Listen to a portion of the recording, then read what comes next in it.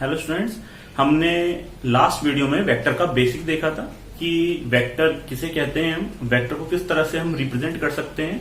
और हमने ये भी देखा था कि अलग अलग टाइप के वेक्टर्स की डेफिनेशन क्या होती है, जैसे position vector, displacement vector, unit vector या इक्वल, अनइक्वल और अपोजिट वेक्टर किसे कहते हैं। हमने इनको समझा था। तो आज हम देखेंगे इन पोजीशन वेक्टर और डिस्प्लेसमेंट वेक्टर का मैथमेटिकल रूप, इनके क्या फॉर्मूले होते हैं। तो उससे पहले एक चीज समझेंगे, इसको हम वैसे अभी आगे भी पढ़ेंगे लेकिन फिर भी यहां समझ लेंगे। अगर हम दो वेक्टर को कॉन्जिक्यूटिव साइड्स से जोड़ते हैं, कॉन्जिक्यूटिव साइड का मतलब ये है, जैसे ये कोई वेक्टर है पी वेक्टर और इस वेक्टर का ये हेड है, जिधर की तरफ एरो होता है उसे हम हेड कहते हैं और उसकी अपोजिट साइड को हम टेल कहते हैं।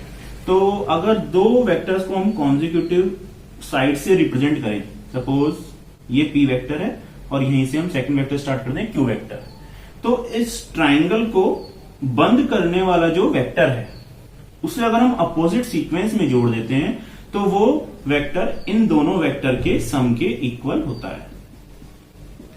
इसका हम ध्यान रखेंगे, ये वेक्टर के एडिशन में ट्राइंगल रूल होता है। तो अभी हम इसे आगे और भी पढ़ेंगे, लेकिन अभी थोड़ा समझने के लिए पोजीशन वेक्टर और डिस्प्लेसमेंट वेक्टर में समझने के लिए ये ध्यान रखेंगे कि अगर दो वेक्टर्स को हम कॉन्जिक्यूटिव साइड से, ट्राइंगल की कॉन्जिक्यूटिव साइड से अगर हम ड्रॉ करें या जोड़ दें, तो जो साइड ट्राइंगल को बंद कर रही है उसे अपोजिट सीक्वेंस में जोड़ने पर जो वेक्टर बनता है वो वेक्टर इन दोनों वेक्टर के सम के इक्वल होता है। थोड़ा सा इसे ध्यान रखेंगे। तो हम चलते हैं पोजीशन वेक्टर पर।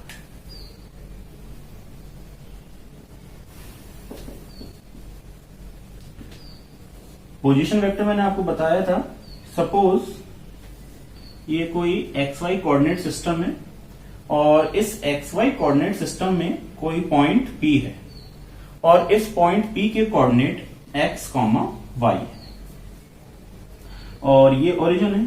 तो मैंने बताया था ओरिजिन से पॉइंट P की तरफ पॉइंट करते हुए जो वेक्टर बनता है ये OP वेक्टर, इसे हम कहते हैं पोजीशन वेक्टर। तो इसको मैं लिख सकता हूं OP वेक्टर। अब मुझे इस पॉइंट तक पहुंचना है तो मैं कैसे पहुंचूंगा, मैं यहां से x चला और यहां से y चला, तो मैं इसे लिख रहा हूं A। तो O से A एक वेक्टर बन रहा है और A से P एक वेक्टर बन रहा है। तो मैं लिख सकता हूं यहां, अभी ट्राइंगल रूल जो मैंने आपको समझाया है उससे लिख सकता हूं OP vector equals to OA vector plus AP vector, क्योंकि ये ट्राइंगल की अपोजिट साइड, अपोजिट सीक्वेंस में जुड़ी हुई है और ये दोनों कॉन्जिक्यूटिव साइड्स हैं और ये एक ही सीक्वेंस में है। तो हम लिख सकते हैं OP vector equals to OA vector plus AP vector. किस रूल से लिखा, ट्राइंगुलर रूल से हमने लिखा। तो OP, तो यहां लिख देता हूं मैं OP vector equals to OA vector plus AP vector. अब OA जो है इसका मैग्नीट्यूड कितना है x, क्योंकि डिस्टेंस कितनी होगी x, और A से P की डिस्टेंस कितनी होगी y। अब OA वेक्टर की डायरेक्शन किसमें है हमारी, x डायरेक्शन में।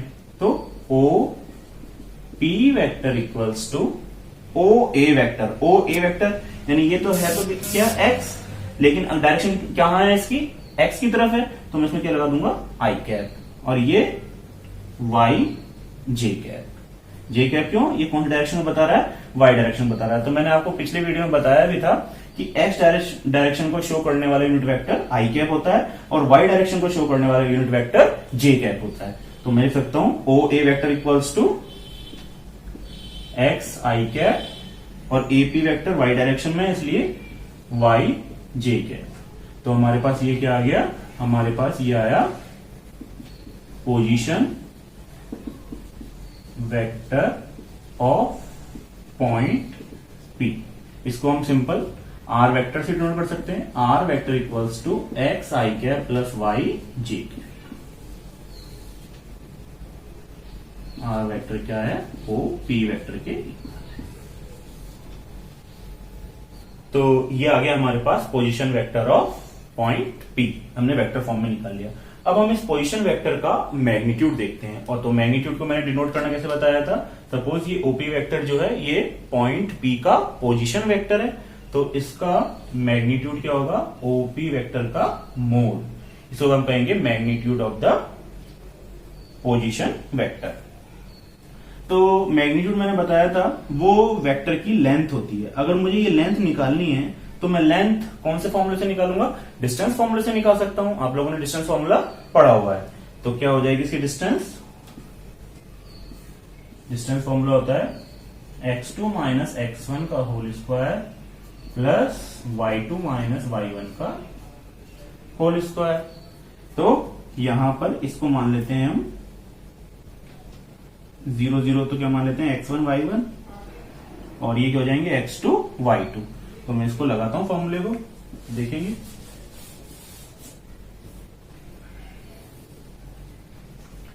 तो मैग्नीट्यूड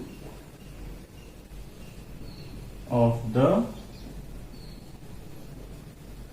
पोजीशन वेक्टर,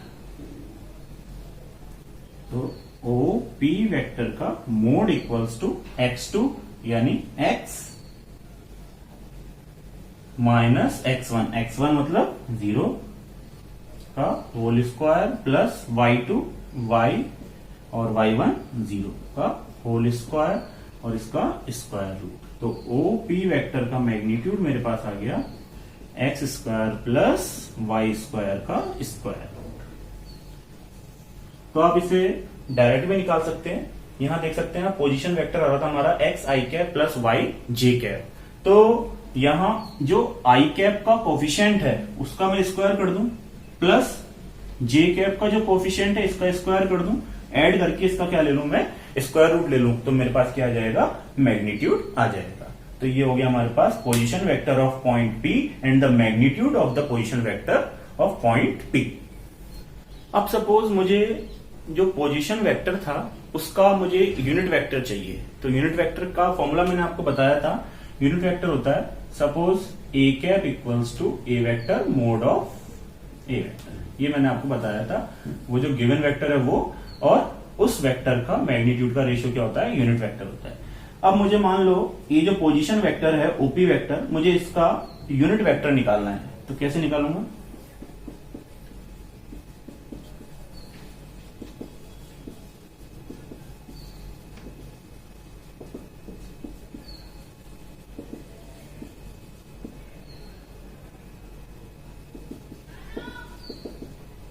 तो ये क्या होगा ओपी कैप, क्योंकि हमारे पास वेक्टर क्या है, ओपी वेक्टर है। तो क्या लिखूंगा, OP cap equals to OP vector upon OP vector का मैग्नीट्यूड। तो OP cap equals to OP vector मैंने निकाला था x i cap plus y j cap, और इसका magnitude root x square plus y square.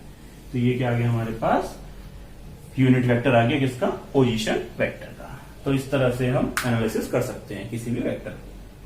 अब हम देखेंगे डिस्प्लेसमेंट वेक्टर। सपोज ये कोई एक्स वाई कोऑर्डिनेट है, ये एक्स वाई कोऑर्डिनेट है और इसमें एक पॉइंट है P जिसके कोऑर्डिनेट है x1, y1 और एक पॉइंट है Q इसके कोऑर्डिनेट है x2, y2। और इस पॉइंट P का जो पोजीशन वेक्टर बन रहा है वो बन रहा है हमारे पास OP वेक्टर, और जो पॉइंट Q है इसका पोजीशन वेक्टर बन रहा है हमारे पास OQ वेक्टर। तो डिस्प्लेसमेंट वेक्टर की डेफिनेशन मैंने आपको पिछले वीडियो में बताई थी कि कोऑर्डिनेट में कोई भी दो पॉइंट के बीच की मिनिमम डिस्टेंस को शो करने वाला जो वेक्टर होता है उसे हम कहते हैं डिस्प्लेसमेंट वेक्टर। तो यहां मैं PQ वेक्टर कह लेता हूं, इनके बीच का एक वेक्टर बना देता हूं PQ वेक्टर। तो ये क्या बना, PQ वेक्टर। तो PQ वेक्टर क्या होगा, ये डिस्प्लेसमेंट वेक्टर होगा। अगर मैं इस ट्राइंगल OPQ में अगर मैं ट्राइंगल रूल लगाऊं, जो मैंने भी आपको समझाया था, तो कुछ इस तरह से लगेगा। ये तो कॉन्जिक्यूटिव साइड हो गई और ये अपोजिट हो गई। तो हम लिख सकते हैं according to triangle rule of addition, according to triangle rule of addition मैं लिख सकता हूं ओ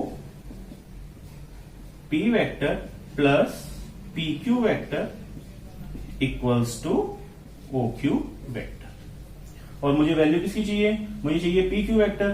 तो पी क्यू वेक्टर मेरे पास आ जाएगा P Q vector equals to O Q vector minus O P vector. इस तरह से हम डिस्प्लेसमेंट वेक्टर निकाल लेंगे। This is the displacement vector between points P and Q। इसका देखो वैल्यू क्या होगा, P Q vector equals to position vector of Q। Position vector of Q में लिख सकता हूं x2 i cap plus y2 j cap. और point P का पोजिशन वेक्टर में लिख सकता हूं x1 i cap plus y1 j cap. तो ये हो गया P Q vector equals to x2 minus x1 और i cap common plus y2 minus y1 j cap common. तो ये हमारे पास क्या आ गया, displacement vector between point P and Q। अगर मुझे इसका मैग्नीट्यूड देखना हो तो मैंने भी आपको बताया था, या तो आप इन दोनों पॉइंट के बीच में डिस्टेंस फॉर्मूला लगा सकते हैं, तो सीधा इनका बीच का डिस्टेंस आ जाएगा, लेंथ आ जाएगा मेरे पास वेक्टर का।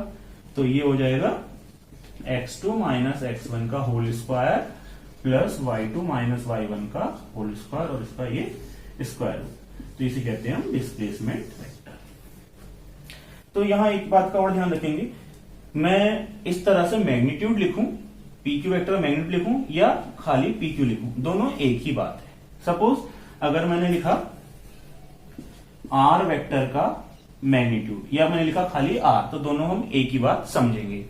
दूसरी बात ये ध्यान रखेंगे, कभी भी आर वेक्टर जो है वो किसी आर के इक्वल नहीं होगा, क्योंकि ये तो वेक्टर है और ये कैसी क्वांटिटी है, स्केलर क्वांटिटी है। तो कभी कभी हम लिखने में इस तरह से ना लिखकर कभी डायरेक्ट भी लिख सकते हैं खाली पी क्यू, तो उसे हम क्या समझेंगे, मैग्नीट्यूड समझेंगे। अब मैं इसको लिख सकता हूं magnitude of P Q vector, ये भी क्या होगा, magnitude of P Q vector. तो इस तरह से हम पोजीशन वेक्टर और डिस्प्लेसमेंट वेक्टर के फॉर्मूले देख सकते हैं।